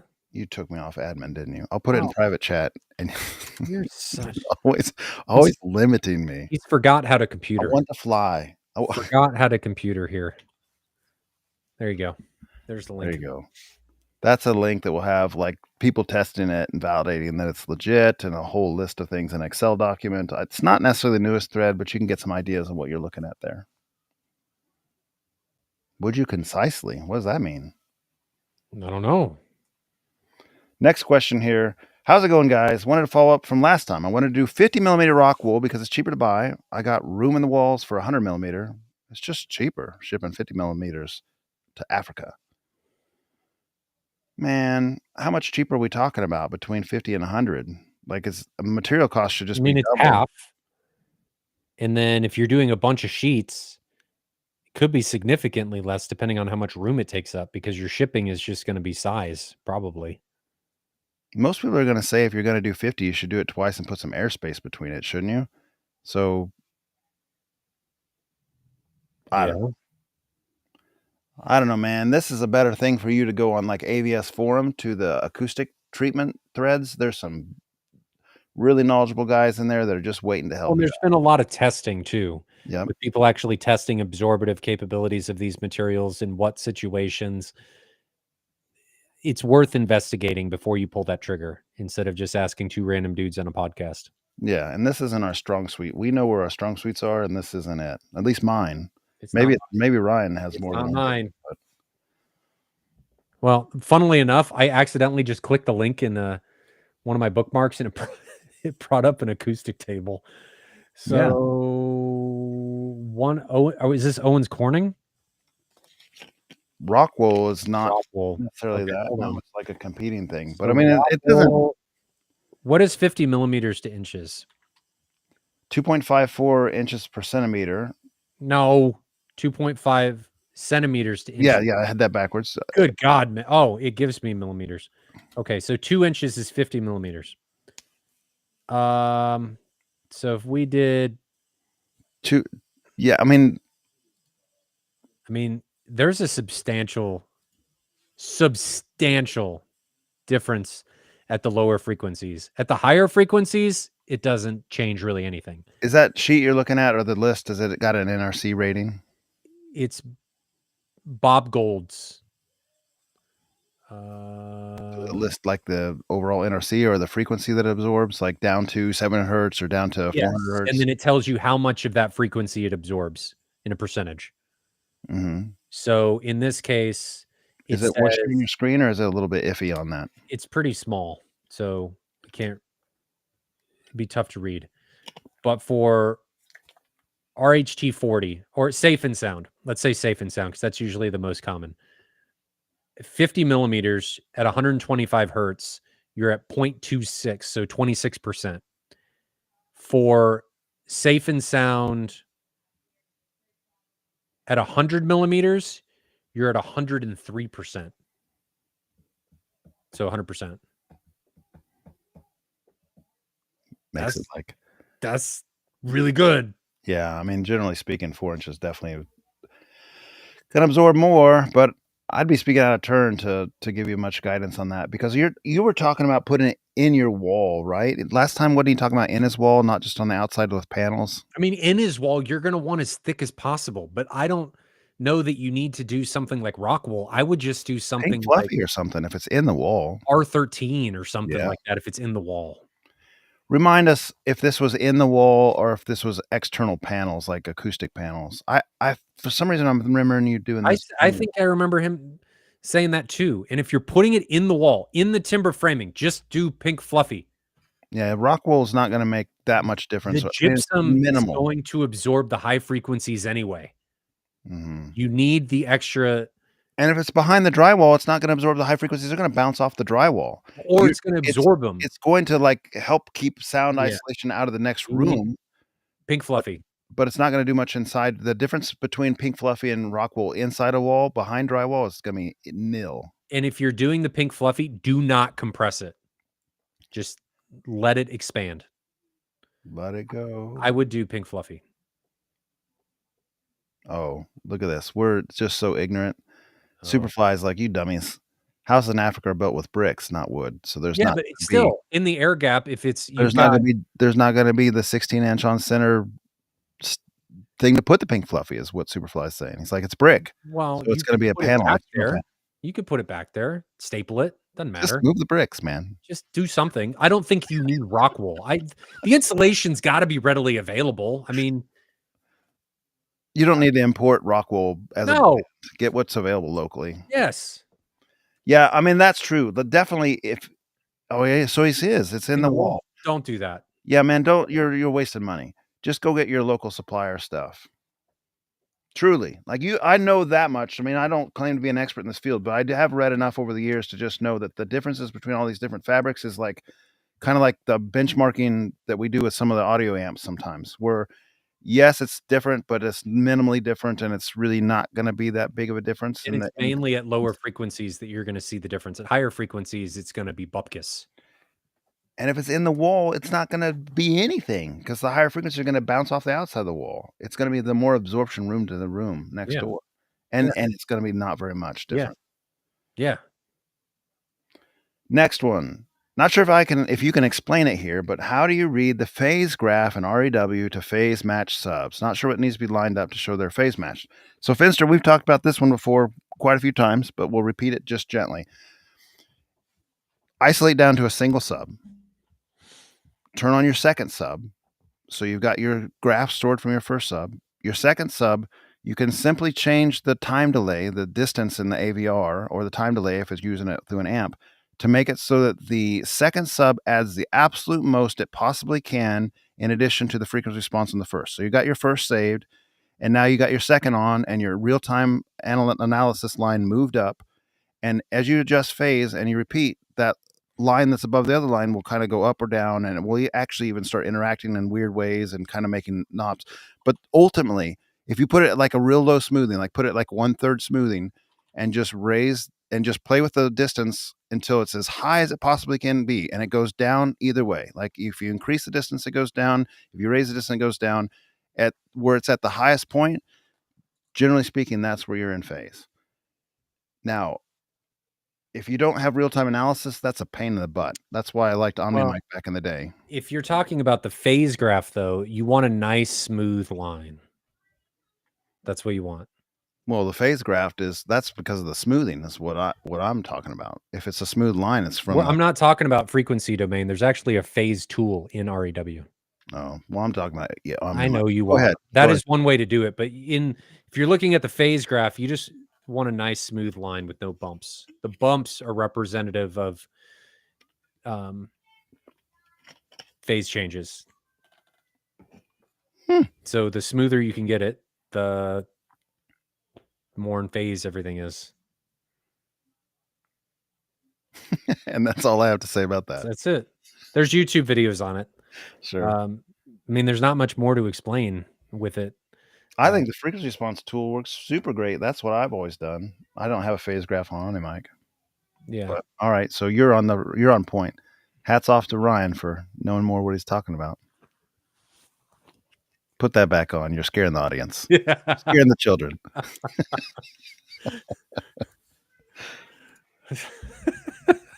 Does Direct Live bass control get the crossovers correct? Ooh, pretty that's good. a loaded question. It's pretty good, but I mean, we did change ours.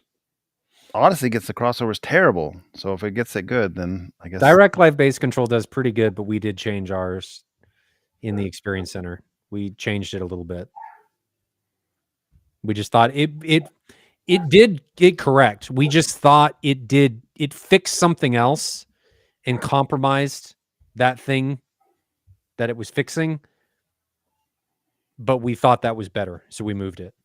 So it did well. It just didn't do what we wanted it to do, so we moved it.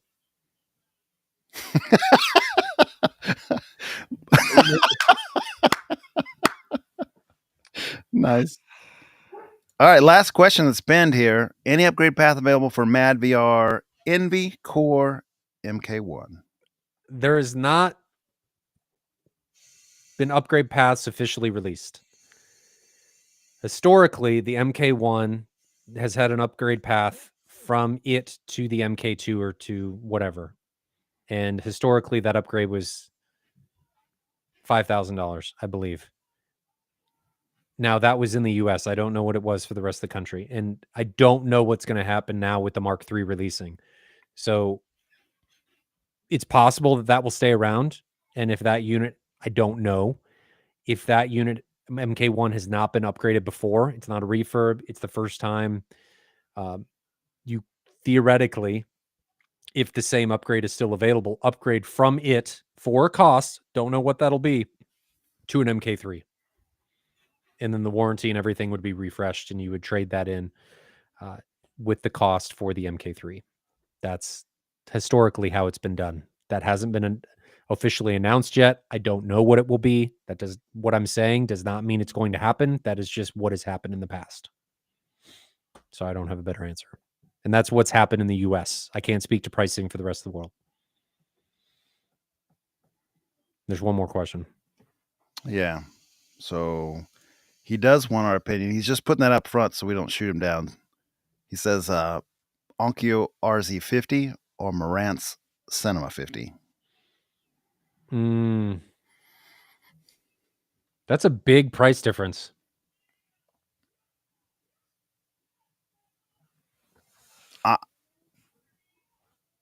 I have a love-hate with Onkyo. I really liked Onkyo back in the day, like the 805 type time frame. and then I got burnt on a few receivers with their HDMI thing. And for a while, they weren't actually fixing those properly under HDMI. Like my local repair shop that I was talking to, he's like, they're sending us parts that fix this that have the same solder problem that the original did. So in 2 or 3 years, you're just going to have the same problem. And I thought that was dirty. So my opinion on Onkyo went down a little bit. I think they've gotten past that. Didn't Onkyo's Sheldon have one? He did. He doesn't now. He has a Denon 6800 now. But he liked that Onkyo. He had the 50. I think he likes his Denon quite a bit better. I'm gonna go with Marantz on this question, I think. How much difference is the price? What's the Cinema 50 cost? I don't even know. I can tell you in the US, Margaret, I'm pretty sure, is in Africa. So Looks like online $2,800 on Crutchfield for the Marantz Cinema 50. in the RZ50, It's probably 1,000-ish in America. Crutchfield is 1,400 right now. There's not going to be as much difference in that sound as at that price difference. I'm probably going to tell you the Onkyo. No, but the Cinema 50 can get Dirac, can it? So can the Onkyo. Oh yeah. Never mind. Although it can't get the full featured Dirac. It doesn't get Dirac live bass control, I don't think. And I'm not sure that 50 can either. It may be not high enough tier to do that. 50 Dirac package.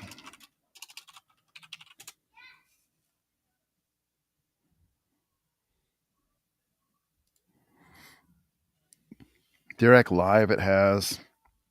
I don't think it has the It can't get art full support of all the Dirac. I'm partial to Denon Marantz just because scale, how long they've been doing it, and I have more experience with them. That doesn't mean the Onkyo is bad. I'm wrong. I'm going to step back for a second, but I've just read a forum thread that said it can, so it's not. It's true. It can have the Marantz can have Dirac Live bass. What about the Denon 3800? I would do the 3800 over the Marantz. Denon 3800 is a great pick. I don't know what its price is these days. Margaret says, I'm in China here. They aren't that big of a difference. Okay. I think Marantz is a better engineered product than Onkyo if you have them side by side and you take them apart. And that's what I see on ASR. The Marantz definitely looks better. It will measure better. It will have better components inside. Like Onkyo used to be a top shelf. Yes.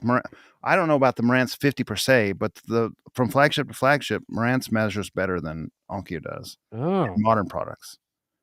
Did not know that. Go to ASR. Well, I haven't been on ASR recently, so not doubting it. I just didn't know that. Bye, Jonathan. He's left us. To be clear, I did not kick Jonathan out.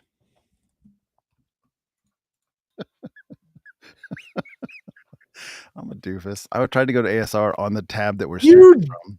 Dingus! It's my first day. You dingus! Yeah, I just go to another website, enter oops. It's always one of those where you do it and you're like, oh no. Yeah, the second you push in there, you're like, oh boy, that was dumb. Luckily, Restream let me right back in. That was remarkable. Onkyo RZ50, a merm. A Miriam. A merm. Search. Okay, let's take a look here. I'm going to share my screen because we can talk through this. We can do this. Share screen. Don't leave the tab again. Tell me if you can see it. Yep. Okay, so let's see the power. It's middle of the pack. That's not a bad. I mean, that's actually a good Synad. That's better than I was expecting it to be. 97. Nothing's wrong with that at all. That's pretty good. Watch the Marantz just be awful. Dynamic range. That's good.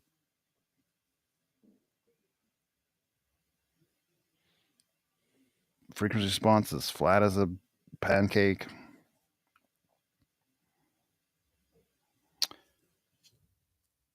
Should have something in here that talks about the power he can get. What's this? AVR Senate at 5 watt. That's not so great. Here's Marantz.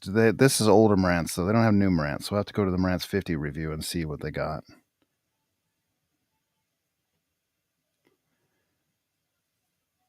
These overall look fine. Max power 136 watts. That'd be probably either single channel or 2 channels driven. Does it say? It doesn't say there, at least easily without reading more thoroughly. Oh, both channels driven. Is that both channels driven? Is that somewhere up here? Yes, both channels driven. So 2 channels driven, 136 watts. Power limiter kicks in. Okay. Inclusion of a proper room EQ. He's talking about Dirac and mid-priced AVRs is major news indeed.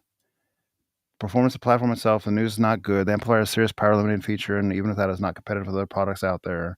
Company can do better than this. So Amir doesn't recommend the Onkyo 50. Amir's pretty good about doing test benches. Now, that being said, like Sheldon had this and really liked it. So I don't think that there's anything inherently wrong with this per se. Let me look up the Cinema 50 and see what it has. Search. Remember how we talked about before that sometimes, like on the test bench, something might measure worse or better, but it's not. It may be beyond the capacity of our ears to even hear that well. It may be immaterial. Yeah.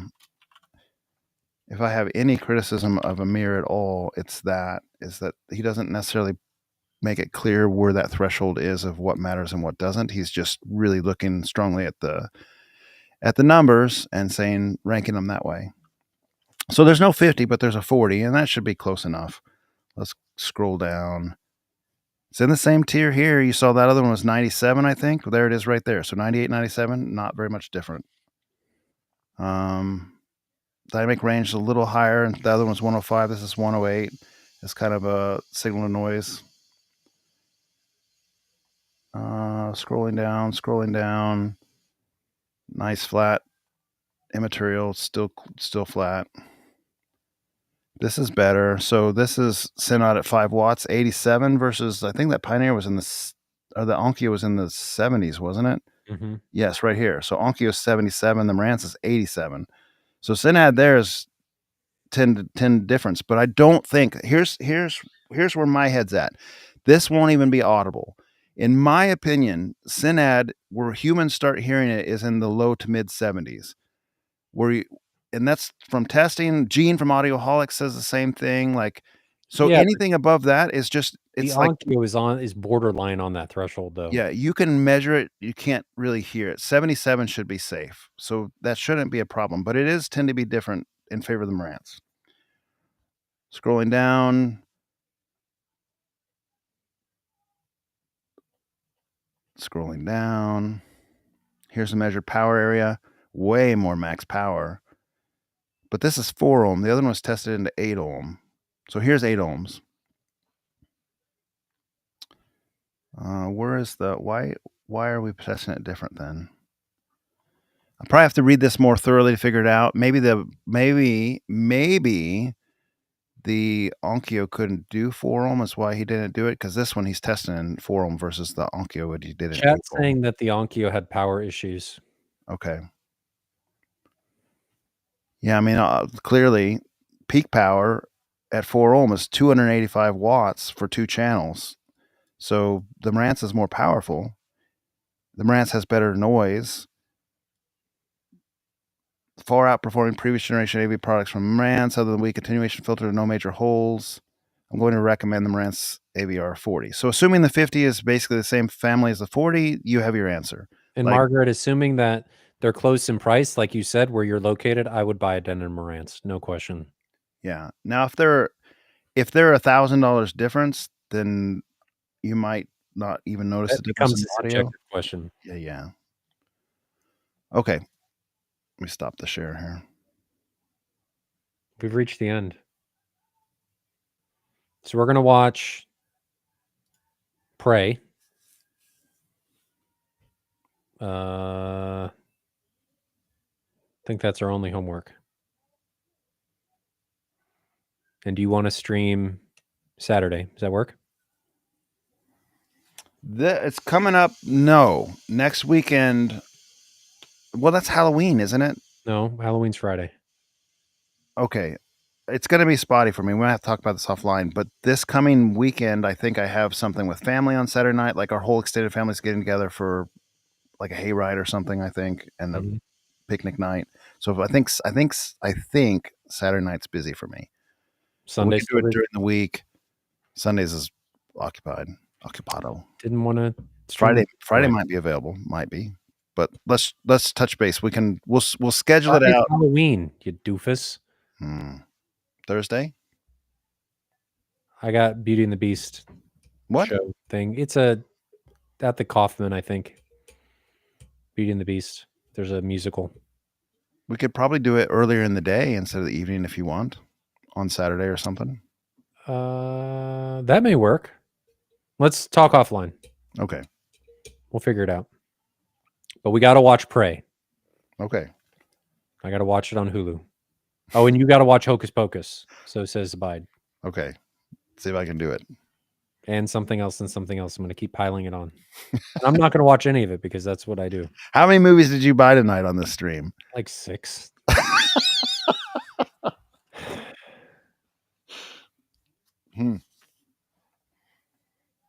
I don't know why. I mean, none of them were more expensive than $15, so it was okay. Okay. Well, that was a good stream. Chat, always enjoyed it. Margaret, hopefully we helped and didn't make things more confusing or more convoluted. I will see you potentially on Saturday, as long as both of us make it through the week.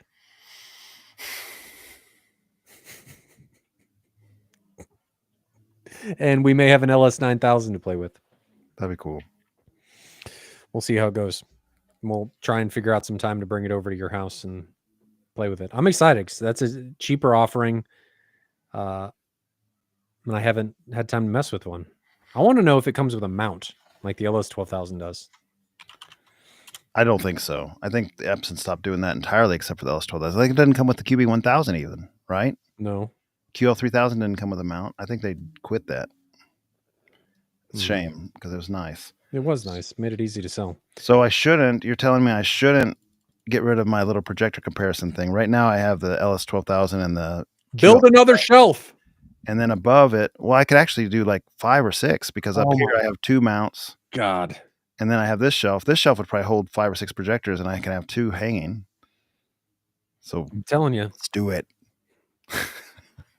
Now I'm not going to leave this long term because they're sitting on top of subwoofers. Like I don't even want to turn my music. You have said you're not going to leave things long term, and you have had more than one projector back there for I don't even know how long.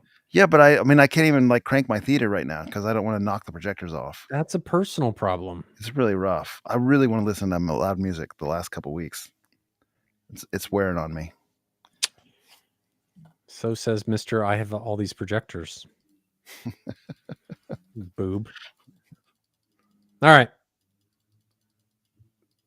Going up with family. We got to watch Prey. All right, man. Have a good night. Stay safe out there, everybody. Have a good Halloween if we don't see you ahead of time.